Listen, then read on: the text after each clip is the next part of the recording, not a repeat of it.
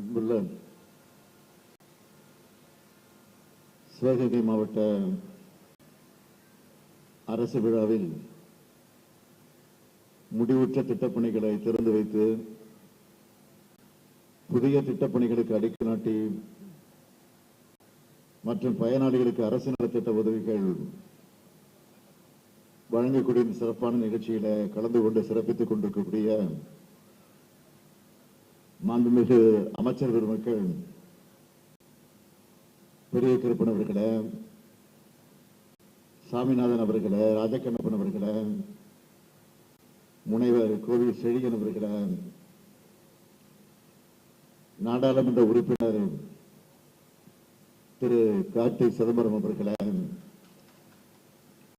சட்டமன்ற உறுப்பினர்கள் திருமதி தமிழரசு அவர்களே, திரு மாங்குடி அவர்களே, மாவட்ட ஆட்சித்தலைவர் திருமதி ஆஷா அஜித் ஐஎஸ் அவர்களே, பல்வேறு துறைகளை சார்ந்திருக்கக்கூடிய அரசு அதிகாரிகளே, உள்ளாட்சி அமைப்புகளின் பிரதிநிதிகளே, நலத்திட்ட உதவிகளை பெறுவதற்காக வருகை தந்திருக்கக்கூடிய பயனாளிகளே, என்னுடைய பாசத்திற்கும் பேரன்பிற்கும் உரிய மகளிர் சுய உதவிக்குழு சார்ந்திருக்கக்கூடிய தாய்மார்களே, சகோதரிகளே, பத்திரிகை மற்றும் ஊடகத்துறை சார்ந்த நண்பர்களே, பெரியோர்களே, தாய்மார்களே, உங்கள் அனைவருக்கும் என்னுடைய அன்பான வணக்கம். சிவகங்கை மண்ணுக்கு வரும்போது எனக்கு சிலிப்பு ஏற்படுது, வீரம் பிறக்குது. முத்துவடுகநாதர், வீரமங்க வேலுநாச்சியார், மானம் காத்த மருது சகோதரர்கள், தியாகச்சுடர் குயிலை போன்றோர் வாழ்ந்த மண் இந்த சிவகங்கை மண். வீரத்துக்கு அடிப்படையான தமிழின் தொன்மையை உலகுக்கு உரைக்கக்கூடிய கீழடி தடயங்களை கொண்ட மண் தான் இந்த சிவகங்கை சீமை. வீரமும் புகழும் கொண்ட இந்த மாவட்டத்தை நம்முடைய ஆற்றல் மிக்க அமைச்சர் மாண்புமிகு பெரிய கருப்பன் அவர்கள் எல்லா வகையிலும் சிறப்பாக வளர்த்தெடுக்கிறார். நம்பி பொறுப்பு கொடுக்கலாம்னா நான் யாரை நினைக்கிற பட்டியல இருக்கக்கூடியவர் தான் நம்முடைய பெரிய கருப்பன் அவர்கள். அவர் பேசுவது வேண்டுமானால் பொறுமையா அமைதியா இருக்கலாம், நிதானமா இருக்கலாம். ஆனா செயல்ல வேகமும் நேர்த்தியும் நிச்சயமாக இருக்கும். அதனால்தான் இந்த விழாவையும் மாநாடு போல மிக பிரம்மாண்டமாக ஏற்பாடு செஞ்சிருக்கிறார். அவருக்கும் மாவட்டத்தினுடைய ஆட்சித்தலைவர் ஆஷா அஜித் அவர்களுக்கும் மாவட்ட அலுவலர்கள் அனைவருக்கும் என்னுடைய பாராட்டுக்களையும் வாழ்த்துக்களை நான் தெரிவித்துக் கொள்ள விரும்புகிறேன். சிவகங்கை சீமையை வளர்த்ததுல கழக ஆட்சிக்கு மிகப்பெரிய பங்கு உண்டு. கழக ஆட்சி அமைஞ்சால நலத்திட்ட உதவிகள் சிவகங்கையை தேடி வரும். அப்படி சிவகங்கை மாவட்டத்துக்குன்னு கழக ஆட்சி காலங்களில் செய்யப்பட்டிருக்கக்கூடிய சில திட்டங்களை மட்டும் நான் உங்களுக்கு நினைவுபடுத்த விரும்புகிறேன். சிவகங்கை, திருப்பத்தூர், நெற்குப்பை, இளையாங்குடி, கல்லல், காளையார் கோயில் உள்ளிட்ட பகுதி மக்கள் பயனடையக்கூடிய வகையில் 616 கோடி ரூபாய் மதிப்பீட்டிலான காவேரி கூட்டு குடிநீர் திட்டம், சிவகங்கை மருத்துவக் கல்லூரி, 55 திருக்கோயில்களில் 14 கோடி ரூபாய் செலவில் திருப்பணி, இளையான்குடியில் சார்பதிவாளர் அலுவலகம், நீதிமன்ற கட்டடம், கருவூலம், ஆயுதராவிட மாணவர்களுக்கான தங்கு விடுதி, அரசு மருத்துவமனை விரிவாக்கம், இளையாங்குடியில் புறவழிச்சாலை, சிவகங்கையில் ஒருங்கிணைந்த நீதிமன்றம், மாணவியர் விடுதிகள், பள்ளி கட்டிடங்கள், அரசு மருத்துவமனை, ஆரம்ப சுகாதார நிலையங்கள், மதுரை தொண்டி தேசிய நெடுஞ்சாலை, சிவகங்கையில புதிய நகராட்சி கட்டடம், மகளிர் கல்லூரி, கூட்டுறவு தொழிற்பயிற்சி கல்லூரின்னு இப்படி சொல்லிக் கொண்டிருந்தா நாள் முழுக்க நான் வரிசைப்படுத்தி சொல்லிக்கிட்டே இருக்கணும். அது மட்டும் இல்லை, நம்ம திராவிட மாடல் அரசுல கடந்த 3 ஆண்டு காலத்தில் அறிவிச்சு செயல்படுத்தி இருக்கக்கூடிய திட்டங்கள் குறித்தும் நேற்று நான் காரைக்குடியில் ஆட்சியர் மற்றும் அரசு அதிகாரிகளோடு ஆய்வு செஞ்சேன். அந்த பணிகளை பட்டியலிட்டு சொல்லணும்னா, காவேரி ஆற்றை நீராதாரமாக கொண்டு 8 பேரூராட்சிகளுக்கும் 2452 ஊரக குடியிருப்புகளுக்கும் 3 நகராட்சிகளுக்கும் 1753 கோடி ரூபாய் மதிப்பீட்டில் நடைபெறும் கூட்டுக்குடிநீர் திட்ட பணிகள் விரைவில் நிறைவடைய போகுது. காரைக்குடியில் சங்கரமதி கோட்டை மறுசீரமைப்பு 130 கோடி ரூபாய் மதிப்பீட்டில் தமிழ்நாடு நகர்ப்புற வாழ்விட மேம்பாட்டு வாரியத்தின் கீழ் 500 குடியிருப்புகள், மினி விளையாட்டு அரங்கம், 35 கோடி ரூபாய் மதிப்பீட்டில் நியோ ஐடி பார்க், 100 கோடி ரூபாய் மதிப்பீட்டில் சட்டக்கல்லூரி பணிகள்,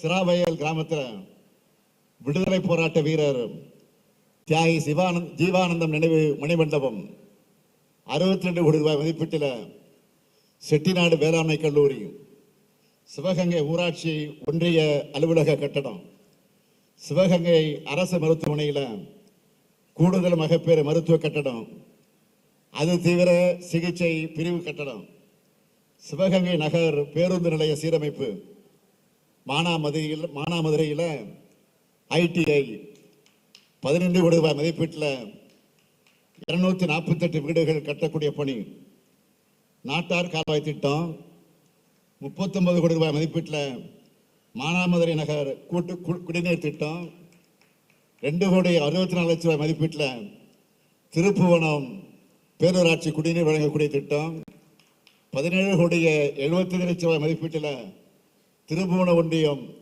லாடனேந்தல் பெத்தானேந்தல் இடைய வைகை ஆற்றின் குறுக்கே உயர்மட்ட பாலம், இளையான்குடி பேரூராட்சியில் 28 கோடி ரூபாய் மதிப்பீட்டில் வைகை கூட்டுக்குடிநீர் திட்டம்னு பல்வேறு பணிகள் நடந்துகிட்டு இருக்கு. இப்படி ஒவ்வொரு பகுதியையும் ஒவ்வொரு மனிதரை நாடி சென்று உதவுகிறதான் நம்முடைய திராவிட மாடல் அரசு. அப்படித்தான் எல்லாருக்கும் எல்லாம்னு பார்த்து பார்த்து திட்டங்களை செயல்படுத்திட்டு வரோம். அதனால்தான் உங்க ஒவ்வொருத்தருடைய குடும்பத்திலையும் அண்ணனா, தம்பியா, அப்பாவா, மகனா, உச்ச நேரத்தில் உதவக்கூடிய உறவா, உடன்பிறப்பா இந்த முத்துவேல் கருணாநிதி ஸ்டாலின் இருக்கேன் என்பதை மகிழ்ச்சியோடு நான் தெரிவிச்சுக்கிறேன். கடந்த 3 ஆண்டுகளில் இந்த சிவகங்கை மாவட்டத்தில் மட்டும் நம்ம அரசின் திட்டங்களால் பயனடைந்திருக்கக்கூடிய எண்ணிக்கையை சொல்கிறேன். அதை நீங்கள் தயவு செய்து கேட்கணும். கலைஞர் மகளிர் உரிமை திட்டத்தில் 2,38,428 குடும்ப தலைவிகள் மாதந்தோறும் 1000 ரூபாய் வாங்கி கொண்டிருக்கிறார்கள். வங்கி கணக்கில் பணம் வந்தவுடனே எங்கள் அண்ணன் ஸ்டாலின் தாய் வீட்டு சீர் அனுப்பி வச்சிருக்காருன்னு என்னோட சகோதரிகள் மகிழ்ச்சியாக இருக்காங்க. அதே போல கல்லூரிக்கு போகணுமே, சின்ன சின்ன தேவைகளோட செலவுக்கு என்ன பண்ணுறதுன்னு கஷ்டப்படுற மாணவ மாணவிகளுக்கு மாதம் 1000 ரூபாய், வருஷத்துக்கு 12,000 ரூபாய் எங்கள் அப்பாவாக இருந்து தராருன்னு மாணவ மாணவிகள் சொல்கிறாங்க. அந்த புதுமை பெண் திட்டத்தில் 7,210 மாணவிகளும், தமிழ் புதுவன் திட்டத்தில் 6,076 மாணவர்களும் பயன்பெற்றுக் கொண்டிருக்கிறார்கள்.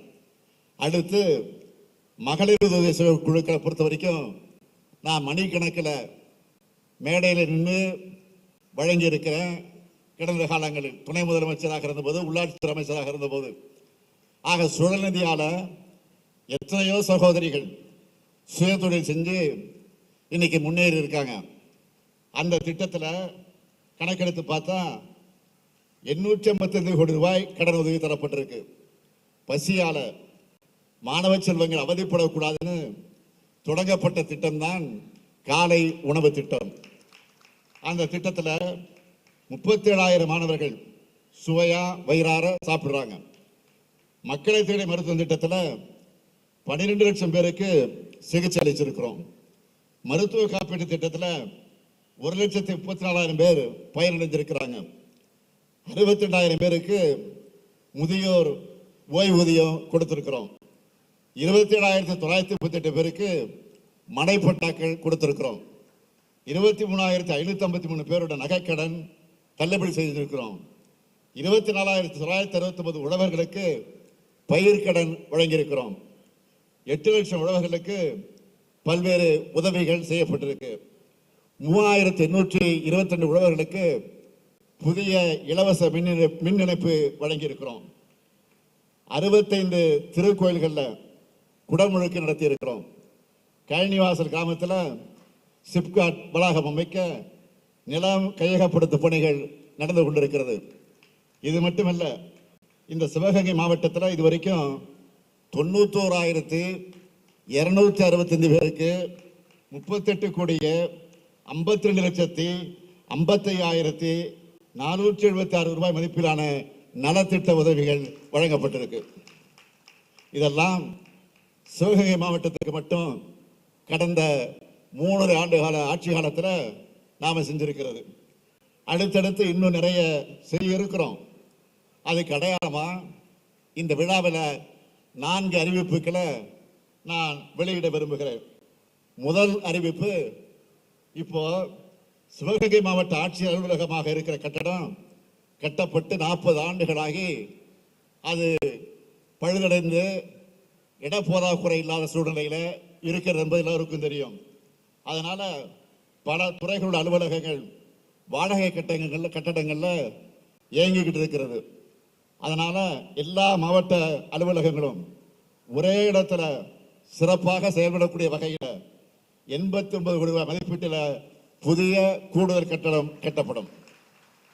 இரண்டாவது அறிவிப்பு, சிங்கமுனரி, திண்டுக்கல் மற்றும் காரைக்குடி நகரங்களுக்கு போற வாகனங்கள் திருப்பத்தூர் நகர பகுதிக்குள் வராமல் போற வகையில் திருப்பத்தூர் நகரத்துக்கு 50 கோடி ரூபாய் செலவில் புதிய புறவழிச்சாலை அமைக்கப்படும். மூன்றாவது அறிவிப்பு, கடந்த ஆண்டு மாநகராட்சியாக தரம் உயர்த்தப்பட்டு விரிவாக்கப்பட்ட காரைக்குடி மாநகராட்சிக்கு புதிய மாநகராட்சி அலுவலகம் அமைக்க 30 கோடி ரூபாய் நிதி உதவி வழங்கப்படும். இப்படி நம்ம அரசு துல்லியமாகவும் துரிதமாகவும் செயல்பட்டு வருது.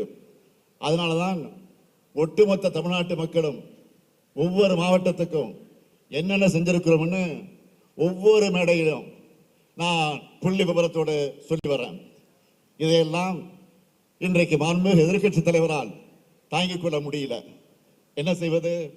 அதனால அவர் வாய்க்கு வந்தபடியெல்லாம் பொத்தாம் பொதுவாக கொடுத்த வாக்குறுதிகளை நிறைவேற்றலன்னு தொடர்ந்து புலம்பிக் கொண்டிருக்கிறார். 20 விழுக்காடு வாக்குறுதிகள் கூட நிறைவேற்றலன்னு எரிச்சலோடு புலம்பிக் கொண்டிருக்கிறார். அவரால் நான் கேட்க வரும்போது, அவரால் இந்த குற்றச்சாட்டுக்களை நிரூபிக்க முடியுமா?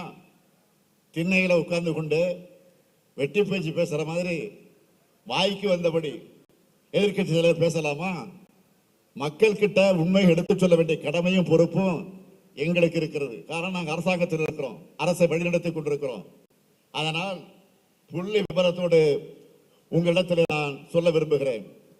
2021 சட்டமன்ற தேர்தலுக்கு திராவிட முன்னேற்ற கழகத்தின் சார்பில் கொடுத்த வாக்குறுதிகள் எவ்வளவு?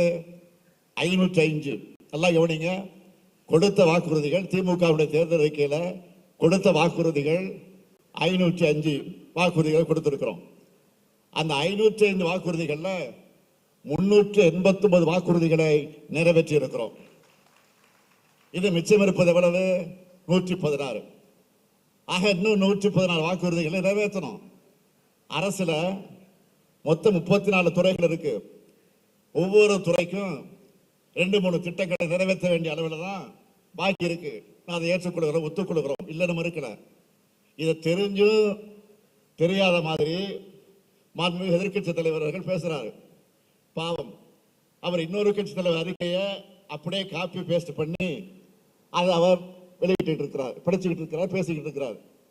பிரபல பத்திரிகைகள் தன்னுடைய இணைய பக்கத்தில் அவரோட காப்பி அடிச்ச அறிக்கை போட்டாங்க. இதுதான் அவர் சொல்லக்கூடிய குற்றச்சாட்டுகள் எப்படிப்பட்ட என்பதற்கு சான்று. இப்போ வாய் சவடா விடக்கூடிய மாண்புமிகு எதிர்க்கட்சி தலைவர் அவர்கள் 2011 மற்றும் 2016 சட்டமன்ற தேர்தலின் போது அதிமுகவின் சார்பில் வெளியிட்ட தேர்தல் அறிக்கையில் எடுத்து ஒவ்வொரு வாக்குறுதிக்கு கீழையும் அதை நிறைவேற்ற நாள், அதுக்கான அரசாணை எண், அதனால பயனடைந்த விவரம் பட்டியலிட்டு புத்தகமாக வெளியிடுவதற்கு தயாராக இருக்கிறார்களா? முழுசா 10 ஆண்டுகள் ஆட்சி செஞ்சு தமிழ்நாட்டை அதல பாதாளத்திற்கு தள்ளின மக்கள் மறந்திருப்பான்னு நினைக்கிறாரு. புது புது கதைகளோடு வரார் எதிர்க்கட்சி தலைவர் அவர்கள். சென்னை முதல் கன்னியாகுமரி வர கடலோர சாலை திட்டம்னு சொன்னாங்களா, நிறைவேற்றினாங்களா? மகளிருக்கு 50 விழுக்காடு மானியத்தில் ஸ்கூட்டர் வழங்கப்படும் சொன்னார, யாருக்காவது கொடுத்திருக்கிறாங்களா? எல்லா குடும்ப அட்டைதாரர்களுக்கும் செல்போன் வழங்கப்படும் சொன்னாங்களா, கொடுத்தாங்களா? தென் தமிழகத்தில் ஏரோ பார்க் வந்துடுச்சா? 10 ஆடை அலங்கார பூங்காக்கள் அறிவிச்சாங்களே, எங்க இருக்கு? நான் இன்னும் கேட்கிறேன், 58 வயசுக்கு மேல ஆனவங்களுக்கு இலவச பஸ் பாஸ் சொன்னாங்களே, யாராவது அப்படி பயணம் செஞ்சுக்கிட்டு இருக்கீங்களா? பொது இடங்கள்ல இலவச வைஃபை அப்படின்னு சொன்னாங்களே, எந்த இடத்திலாவது அந்த வசதி ஏற்படுத்தியிருக்காங்களா? இப்படி வெற்று வாக்குறுதி கொடுத்துட்டு தமிழ்நாட்டு வளர்ச்சியை பாழாக்கினவங்க, தமிழ்நாடு திகிலாடிச்சுன்னு புது பொருளைய இப்ப கிளப்பிட்டு இருக்கிறாங்க. தவழ்ந்து தவழ்ந்து தமிழ்நாட்டை தரமட்டத்துக்கு அனுப்பணுமங்க. பொய்களாலும் அவதூறுகளாலும் நம்ம வீழ்த்த முடியுமான்னு பார்க்குறாங்க.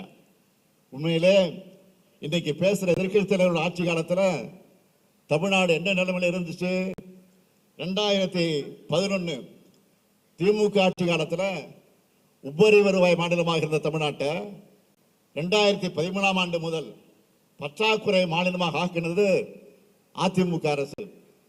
2017-19 ஆண்டுகளில் இந்தியாவிலேயே அதிக அளவு வருவாய் பற்றாக்குறை மாநிலமா தமிழ்நாட்டை தத்தளிக்க விட்டாங்க. இப்படிப்பட்ட இக்கட்டான நெருக்கடியில தான் தமிழ்நாட்டை நாம் மீட்டு இருக்கிறோம். இத்தனைக்கும் அதிமுக ஆட்சி காலத்தில் அவங்க முதுகு வளைஞ்சு சேவை செஞ்ச அவங்களுக்கு இணக்கமான ஒன்றிய அரசு இருந்துச்சு.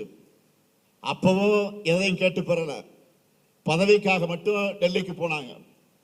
ஆனா நாம ஆட்சிக்கு வந்ததும் அதே ஒன்றிய அரசு நம்ம தமிழ்நாடு அரசா பார்க்காம கொள்கை எதிரிகளா பார்த்து திட்டங்களை முடக்கினாங்க. ஒன்றிய அரசோடு அந்த ஓரவிதனைகளை மீறித்தான் தமிழ்நாட்டை இன்றைக்கு நாம் முன்னேற்றிட்டு இருக்கோம். ஒன்றிய அரசோட திட்டங்களுக்கும் மாநில அரசோட நிதியை செலவு செஞ்சு திட்டங்களை செயல்படுத்திட்டு இருக்கிறோம். இப்போ முந்தைய அதிமுக ஆட்சியோட கையாளாக நிர்வாக சீரழிவு ஒருபுறம், ஒன்றிய பாஜக அரசோட பாராமுகம் ஒருபுறம், தமிழ்நாட்டை ஒன்றிய அரசு எப்படி வஞ்சிக்குதுன்னு மாண்புமிகு நம்முடைய நிதியமைச்சர் தங்கம் தென்னரசு அவர்கள் 2 நாட்களுக்கு முன்பு விழாவாரியாக பேட்டி கொடுத்திருக்கிறார். ஏற்கனவே சட்டமன்றத்தில் பேசி இருக்கிறார். ஆனா எதிர்க்கட்சி தலைவரை காதலை வாங்குறது இல்லை, அது எதையும் படிக்கிறது இல்லை. ரொம்ப சாதாரணமா தமிழ்நாடு திவால் ஆயிடுச்சுன்னு சொல்றாருன்னா, தமிழ்நாடு திவால் ஆகணும் என்பதுதான் அவருடைய எண்ணமா என்று கேட்க தோணுகிறது. இன்னொன்றும் சொல்லுகிறார், அரசு செய்கிறதெல்லாம் வெட்டி செலவா. வெட்டி செலவு எதை சொல்றாரு? மகளிர் தொகையை சொல்லுகிறாரா? காலை உணவு திட்டத்தை சொல்றாரா? எதை கொச்சப்படுத்தி இப்படி பேசுகிறார்? மாண்புமிகு எதிர்க்கட்சி தலைவர்களே, எங்களுக்கு தெரியும் எந்த செலவு செஞ்சா மக்களுக்கு நன்மை என்பது எங்களுக்கு தெரியும். உங்க நிர்வாகத்தை மக்கள் ஞாபக மறதியால மறந்திருப்பாங்க, தப்பு கணக்கு போடாதீங்க. எதிர்க்கட்சி தலைவர்களே, நீங்கள் போடுகிற எல்லா கணக்கும் தப்பு கணக்கு தான். மக்கள் எங்களோட செயல்பாடுகளையும் மக்கள் நல திட்டங்களை கணக்கு போட்டு முதல் மதிப்பெண் கொடுக்கிறாங்க. அதுதான் இன்றைக்கு இருக்கக்கூடிய சூழ்நிலை. எங்களுக்கு அது போதும். இன்னொன்று சொல்லுகிறார், திமுக ஆட்சிக்கு 13 அமாவாசை தான் இருக்குது என்று சொல்லி கேலண்டரை கீழ்ச்சிக்கிட்டு இருக்கிற போறோம். அதான் இன்றைக்கு அவருடைய வேலை. இப்போ அவர் இருட்டில் உட்கார்ந்து அமாவாசை எண்ணிக்கிட்டு இருக்காரு. இருக்கட்டும், பரவாயில்ல. நாம் மக்களுக்கான நன்மைகளை எண்ணி திட்டங்களை செயல்படுத்துவோம். மக்களோட மகிழ்ச்சியை மட்டும் எண்ணி பார்ப்போம். நேற்று நான் சிவகங்கை வந்ததிலிருந்து மக்கள் கொடுக்கக்கூடிய வரவேற்பை, அவர்கள் முகங்களில் தெரிகிற மகிழ்ச்சியை பார்க்கிறப்போ உதயசூரன் ஒளியில தொடர்ந்து தமிழ்நாட்டை திமுக தான் என்றும் ஆளும் ஆளும் என்று கூறி மக்களுக்காக என்றும் உழைப்போம் உழைப்போம் என்று சொல்லி நான் உங்களை மீண்டும் மீண்டும் கேட்டுக்கொள்ள விரும்புகிறேன். உங்களுக்காக, உங்களுடைய பிரச்சனைகளுக்காக, உங்களுடைய நன்மைகளுக்காக வீட்டுக்கு ஒவ்வொருவருக்கும், ஒவ்வொரு வீட்டிற்கும் திராவிட முன்னேற்ற கழகத்தின் அரசுடைய சாதனை சென்று கொண்டிருக்கிறது. ஆக அது தொடரும் தொடரும் என்பதை மீண்டும் மீண்டும் எடுத்து சொல்லி, திராவிட முன்னேற்ற கழகத்தை பொறுத்தவரையில என்றைக்கு மக்களோடு இருந்து பணியாற்றக்கூடிய ஒன்றுதான் என்பதை மீண்டும் உங்களுக்கு நினைவுபடுத்தி, மக்களுக்காக என்றும் உழைப்போம் உழைப்போம் என்று சொல்லி விடைபெறுகிறேன். நன்றி, வணக்கம்.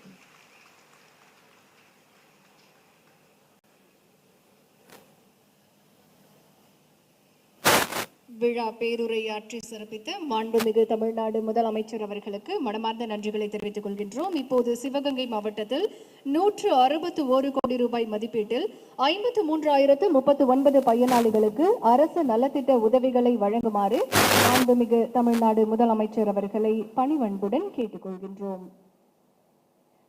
சிவகங்கை மாவட்டம் தேவக்கோட்டை வட்டாரத்தில் சருகணி என்ற ஊரில் புதிதாக பதிவு செய்யப்பட்ட சருகணி தொடக்க வேளாண்மை கூட்டுறவு கடன் சங்கத்திற்கான பதிவு சான்றினை பெற சிவகங்கை மண்டல கூட்டுறவு சங்கங்களின் இணை பதிவாளர் அவர்களை அன்போடு மேடைக்கு அழைக்கின்றோம்.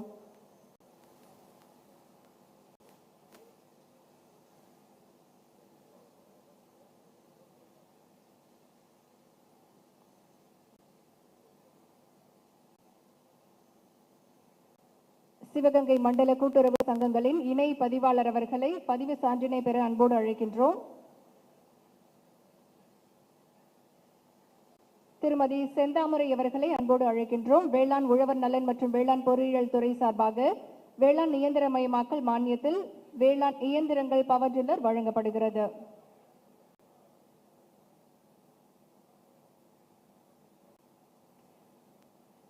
அடுத்து திருமதி சையத் அலி பாத்திமா அவர்கள்